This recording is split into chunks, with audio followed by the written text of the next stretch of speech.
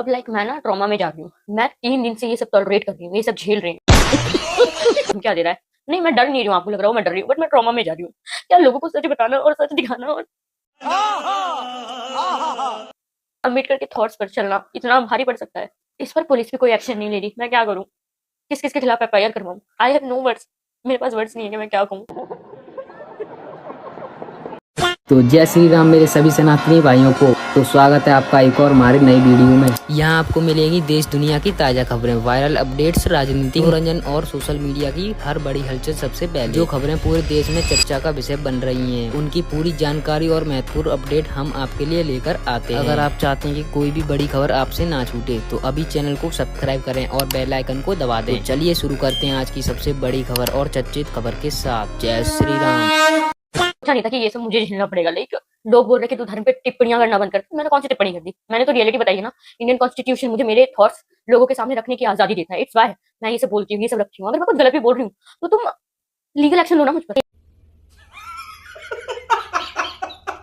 2027 में इतनी वोट पड़ेंगी कमल के फूल पे माननीय योगी जी के लिए। जो मशीन है ना, मशीन अचानक करेगी।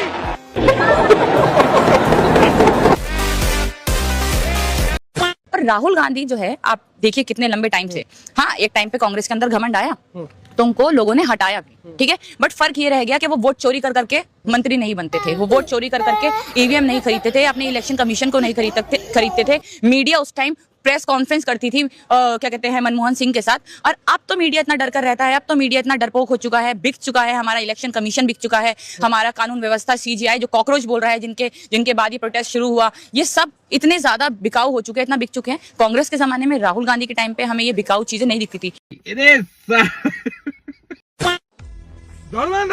इस्तीफा दो। क्या हो रहा है? इस्तीफा दो।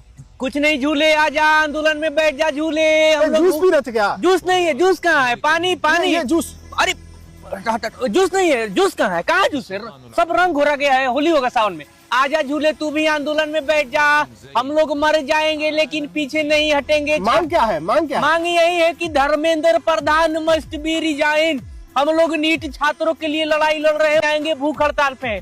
झूले बैठ जा तू भी। कब तक ये अनशन चलेगा? जब तो नहीं जाए, भूख हड़ताल पे है तो मरना निश्चित है। अनिश्चित काल के हम लोग भूख हड़ताल पे है तो निश्चित है।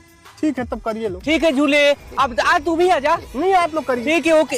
गन्ना के जूस पे, गन्ना का साली ये पता नहीं कहाँ से आते हैं। फिर पी रहे। झूले अरे जूस तो ले ले पागल, जूस तो ले ले।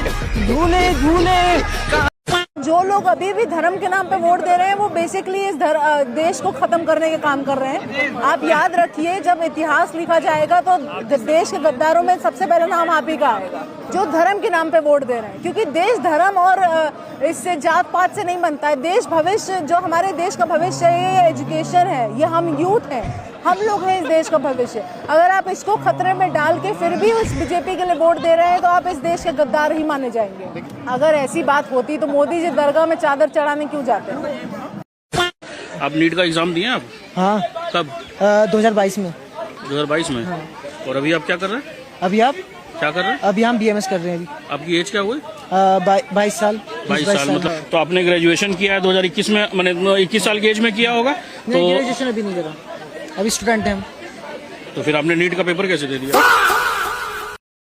कांग्रेस जनता पार्टी का मेन सेल चट्टा, ये किसके पैर छू रहा है? इनका नाम है मोहम्मद जुनैद। ये दिल्ली राइट में इनके कम्युनिटी के कुछ लोग अरेस्ट हुए थे, ये उनको सपोर्ट करते हैं। खास तौर से अपील कर रहा हूँ कि जो आपके लिए लड़े हैं, आपके लिए जेल गए हैं, CA NRC के प्रोटेस्ट में, दिल्ली दंगों में, आज सबसे ज्यादा आपको उनकी जरूरत है। फिर इनका मेन काम है तेल चट्टों को तेल सप्लाई करना, I mean फूड। क्योंकि इनको भरोसा है कि अभिजीत एक दिन रिवॉल्यूशन लाएगा, जैसे कि चमचों को पप्पू भैया पे था। और ये जो सेवा ये कर रहे हैं, ये बिल्कुल इंसानियत के नाते नहीं करे, ये इसलिए करे क्योंकि इनको भरोसा है कि एक दिन ये अपने जिहादी भाइयों को बाहर निकाल लेंगे।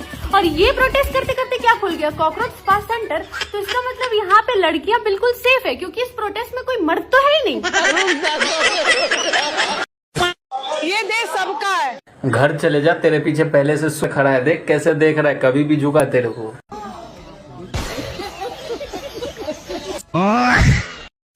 बोलने से क्या है, अपने आप को भगत सिंह मान के बैठ जाओ, बन जाओगे क्या भगत सिंह? नहीं बन सकते ना आप। अपने आप को बोल दोगे, मैं बोल दूं कि मैं गांधी हूं, नहीं बनोगे ना भाई। गांधी की तरह बनकर दिखाओ, भगत सिंह की तरह बनकर दिखाओ, अशफाक उल्लाह खान की तरह बनकर दिखाओ, तब आप बनोगे ना। बाबा साहब अम्बेडकर बोलने से अपने आप को बाबा साहब अम्बेडकर की तरह संविधान नहीं लिख दोगे आप। उन्होंने किया, पढ़ाई करी, 32 डिग्री हासिल करी, उसके बाद उन्होंने संविधान लिखा जिससे आज जलते हैं, चिढ़ते हैं, ठीक है ना। तो अपने आप को बोलने से कि मैं क्रांतिकारी हूँ, क्रांतिकारी दूसरों को गाली बकने से कोई नहीं बनता। क्रांतिकारी अब जब नहीं बनते जो दूसरों को बैठकर कोसो या फिर दूसरों को। अभी आप ही लोगों में से कोई रिपोर्टर था, उन्होंने बोला कि आप नफरत फैलाने के अलावा क्या करती है, बोली किसका पार्टी, कांग्रेस के पिल्ले, इस तरह की बातें वो कर रही है अपनी, है ना, बोलने में। हम बॉलीवुड वाले रो रहे हैं कि पब्लिक हमारी मूवीज नहीं देखने आ रही। अभिजीत दीप के रो रहा है कि पब्लिक मेरे प्रोटेस्ट में नहीं आ रही। और राहुल गांधी का तो भाई सबको रोना धोना पता ही है कि पब्लिक मुझे वोट नहीं दे रही। इन्हें लगता है ये कोई भी प्रोपेगेंडा लोगों को परोसेंगे और लोग उसे हंसते हंसते ग्रहण कर लेंगे। नहीं भाई, अब ऐसा कुछ नहीं है। लोग समझदार हो चुके हैं। लोग अब आपके किसी भी प्रोपेगेंडा में नहीं फंसने वाले। कौन राष्ट्र हित में है, कौन नहीं है, कौन हिंदू विरोधी है, कौन नहीं है, ये सबको पता चल चुका है। तो इन लोगों का रोना धोना तो भाई मुझे लगता है बहुत लंबे टाइम तक चलने वाला है। लेकिन एक बात जरूर है, चमचों ने भाई एड़ी जोड़ी तक का जोर लगा रखा है इनको खुश करने के लिए। भाई मेरे पीछे आप देख सकते हो, वहाँ पे कांग्रेस जनता पार्टी का प्रोटेस्ट चल रहा है और काफी सारे लोग आए हैं। बाकी बारिश की वजह से शायद कोने कोने में आप देख सकते हैं छुपक चुके हैं, ठीक है। लेकिन भाई हमारे बीच सड़क में खड़े हैं और मुझे ये समझ नहीं आ रहा, जैसे ये लोग हैं सारे के सारे भाई लोग बैठे हैं यहाँ पर, ऐसे ही मेरे कुछ दोस्त हैं और उनकी गाना पीड़ा की वो सोचते हैं कि मोदी को प्रधानमंत्री बना भाई यहाँ पे क्या हो रहा है, भाई यहाँ पे क्या हो रहा है, भाई ये कहाँ फंस गया भाई मैं, भाई ये क्या हो रहा है। रुक जाओ, आने वाले टाइम में एक एक का रेजिग्नेशन होगा जो करते हैं। अगर गद्दी में बैठे और करप्ट हो तो अपनी पेटी कुर्सी की पेटियां बांध लो। लेकिन बड़ी बात यह है कि आज वो अमेरिका से आए हैं जीत के जी, कल वापस चले जाएंगे, फिर नेतृत्व कौन करेगा? जरूरत नहीं है इस यूथ को, नेतृत्व की जरूरत नहीं है। जहाँ जहाँ निकलेगा वहाँ अपना नेतृत्व खुद बना लेगा। हम दिक्कत तो वही आ जाती है ना, हम लोग को एक लीडर चुन लेते हैं, उसके पीछे पूरा मूवमेंट खड़ा कर देते हैं। हम लोग को कुछ चीज की जरूरत नहीं है। आपको नहीं लगता आज एक नेतृत्व की जरूरत थी इस आंदोलन में? कहीं ना कहीं अव्यवस्थित कितना पीसफुल है जंतर मंतर में, कभी ऐसा नहीं हुआ, बहुत पीसफुल तरीके से चल रहा है। इनके लोग आए, राइट विंग के लोग भड़काने की कोशिश की गई, फिर भी नहीं। यूथ पढ़ा लिखा है, लॉ एंड ऑर्डर को जानता है। यूथ को सरकार, पॉलिसीज, हर चीज की जानकारी है, वो अपने आप को खुद ही संभाल सकता है। बेवकूफ नहीं। मेरी बात सुनो भाई, एक मेरा दोस्त ऐसा भी है जो अपनी मेहनत से ज्यादा अपने राहुल पापा पे उम्मीद लगा के बैठा भाई कि एक दिन वो इलेक्शन जीतेंगे और इसकी जिंदगी बदल देंगे। 350 रुपए दिहाड़ी से 3.5 लाख रुपए महीना तनख्वाह कर देंगे इसकी। कोई बात नहीं भाई, तेरा ये सपना जो है ना, सपने में ही पूरा होगा भाई, किसी दिन सपने में ही पूरा होगा। आप देख रहे हो भाइयों, ये भाई साहब वही है जो बाबा साहब के गेटअप में रहते हैं हमेशा। कोई दवाई वगैरह देख रहे हैं, मेडिसिन वगैरह।